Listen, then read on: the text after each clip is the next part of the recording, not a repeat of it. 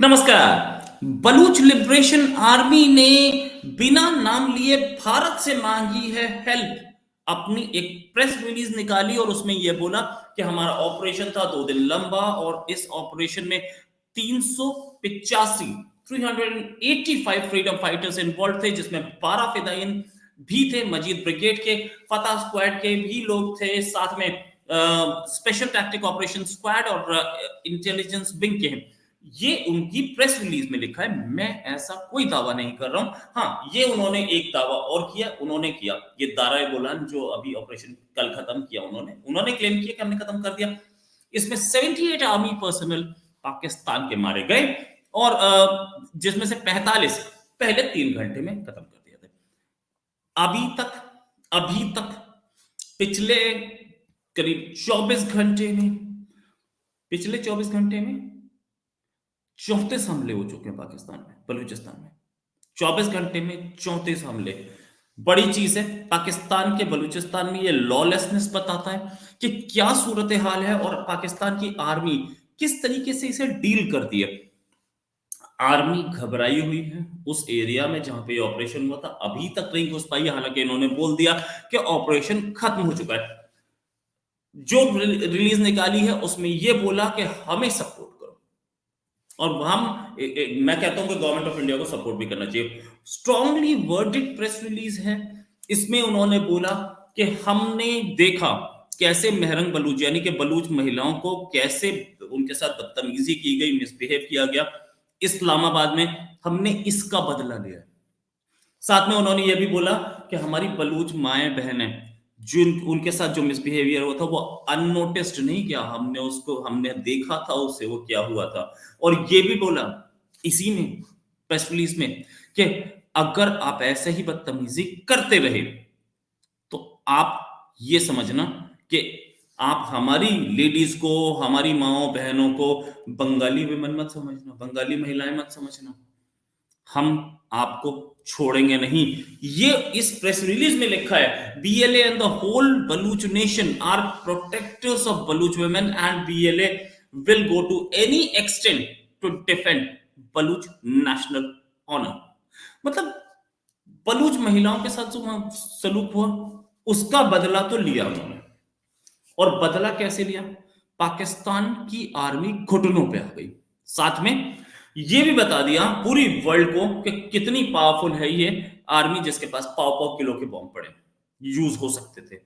ये जो nuclear bomb है ये इमरान खान की शादी के लिए ही रखा है। सही बोला, यूज कर सकते थे, कहीं तो करते, कभी तो करते। आपके पास इतनी क्राइसिस आई, आपने यूज नहीं किया। लेकिन किस चीज के लिए रखा है? उसने ये भी बोला हम ये दिखाना चाहते थे, बीएलए ने बोला हम ये दिखाना चाहते थे पूरी दुनिया को कि हम बीएलए अकेले ही पाकिस्तान की आर्मी को घुटनों पे ला सकते हैं। 2 दिन तक पाकिस्तानी की आर्मी का कंट्रोल खत्म हो गया था उस इलाके से, सिर्फ हमारा वहां राज था। हम उधर से हट गए, हमने अपना काम कर दिया। अब मैं ये बोल रहा हूं, बीएलए ये बोल रही है कि कोई भी इंस्टीट्यूशंस या देश जिनका म्यूचुअल इंटरेस्ट है, वो म्यूचुअल इंटरेस्ट मतलब मींस हम पाकिस्तान के खिलाफ लड़ रहे हैं, कोई और भी पाकिस्तान के खिलाफ लड़ता हो तो हमारे साथ आ जाए, बीएलए ने बोला। अच्छा, सीधे सीधे बोला इंडिया से या इंडिया के गवर्नमेंट से कि आपका भी दुश्मन पाकिस्तान, हमारा भी दुश्मन पाकिस्तान, आप हमारे साथ क्यों नहीं लड़ते?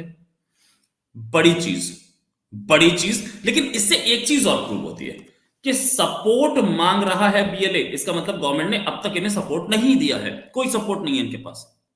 और ये अकेले, अगर किसी गवर्नमेंट का सपोर्ट नहीं है उनके पास और वो अकेले दम पे इतना बड़ा काम कर गए हैं तो काबिल तारीफ काम है। दो टोटल 24 घंटे में जो अटैक्स हुए हैं उसमें मैं अगर बताऊं तो वो कीलोर इलाके में, military check post, airport roundabout Turbat पे, ग्वादर में हैवी गन फाइटिंग हुई है, पंजगूर के कान एरिया में मिलिट्री चेक पोस्ट पे हमला है। ये सारी की सारी जो रिलीज हैं ये उससे नहीं है, ये मेरे दूसरे सोर्सेस भी बता रहे हैं ये हैं। और नादरा ऑफिस पे पंजगूर में कई धमाके सुनाई दिए हैं। गेहाना में तुर्बत, फिर उसके बाद तुर्बत शहर में एक हैंड ग्रेनेड अटैक जो है हब जेल पर, ये भी तुर्बत में। इतने सारे हमले हो गए और पाकिस्तान की आर्मी क्या कर रही थी? पैसे गिन रही थी, डायपर बना रही थी। पिछले 48 घंटे नहीं, अब 72 घंटे हो चुके। 72 घंटे, ये 72 घंटे से थोड़ा सा ज्यादा टाइम हो चुका है। 72 घंटे से ज्यादा टाइम हो चुका और पाकिस्तानी आर्मी अब तक उस एरिया में घुस नहीं पाई है। क्यों नहीं घुस पाई है? उसके पास टैंक में तेल नहीं है, तो चलेगा कैसे? एयरफोर्स बुलवाई थी, कहां मारे ये पता नहीं था। मैंने कल आपको वीडियो एविडेंस दिया कि वो अभी तक वहां खड़े हैं। उसके बाद भी पाकिस्तानी आर्मी की तरफ से या पाकिस्तानी गवर्नमेंट की तरफ से कोई डिनायल नहीं आया कि ये वीडियो एविडेंस नहीं है। मेरी पैनी नजर थी इस खबर पे, बाकी चले, मैंने आपको कल भी बताया था, मैं भूलता नहीं हूं और मैं आज भी बता रहा हूं कि मेरी पैनी नजर थी। जो क्लैरिटी आई है, अब एक नई डेवलपमेंट ये है कि पीएलए इंडिया से, बिना नाम लिए सही, इंडिया से बोल रहा है कि अब हमारी हेल्प करो, अब हम फ्रीडम स्ट्रगल में जा चुके हैं और आपकी हेल्प के बिना हमने पाकिस्तानी आर्मी को घुटने टेका दिए हैं। और उसने टिका दिया, इसमें कोई शक नहीं। जरा से कितने हैं बलूच? 20 लाख, 30 लाख, 40 लाख, उससे ऊपर तो नहीं है ना। इतनी छोटी सी पॉपुलेशन से डर गई है पाकिस्तानी सेना और अपने ही एरिया में ये 300 लोगों के सामने, 300 लोग, बलूच लिबरेशन आर्मी का जो प्रेस रिलीज है उसी में 385 लोगों के सामने वो महान कौम गाजी और गजनवी की घुटने टेक गई। कोई गया नहीं अंदर। और मैंने कल आपको दिखाया था कैसे पाकिस्तानी आर्मी के लोग कांप रहे थे कि भैया अल्लाह रहम करे, अल्लाह रहम करे। ये रहम मांगने वाली कौम ये घबरा गई, सरेंडर कर गई उन उन 385 बलूचों के सामने जो कि घुसे थे। उनके पास तो कोई टैंक ट्रैक्टर नहीं थे ना, उनके पास और टैंक और ट्रैक्टर तो आपके पास है, तोप आपके पास है, एयरफोर्स आपके पास है, नेवी आपके पास है, न्यूक्लियर बम आपके पास है, बलूचिस्तान के पास तो नहीं है।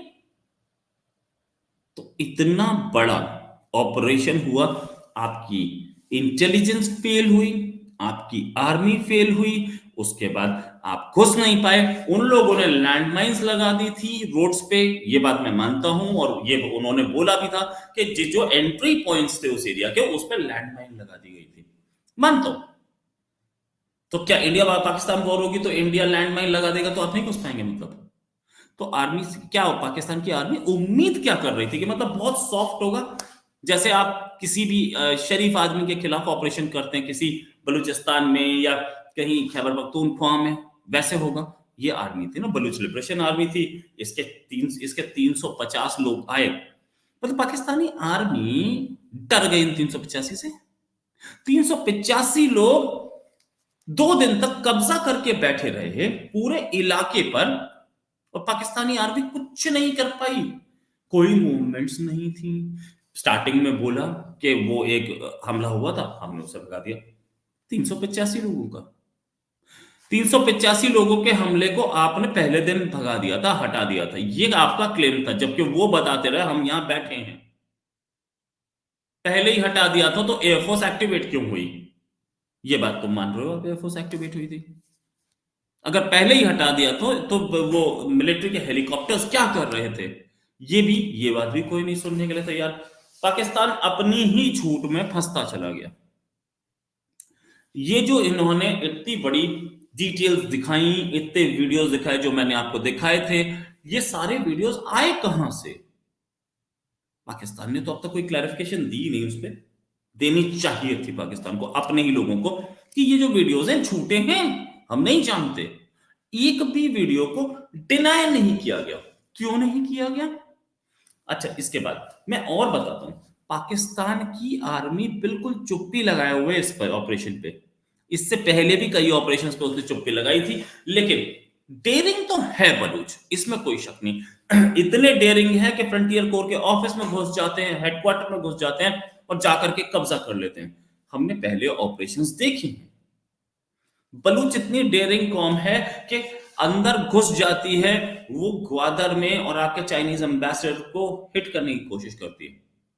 आप नहीं बता पाते, इतनी डेयरिंग कौम है कि कराची में घुस करके एक लेडी, हानी बलूच, या उसका क्या नाम था मुझे याद नहीं आ रहा, उसने अपने आप को एक्सपोर्ट किया और आपके तीन चार चाइनीज निपट गए।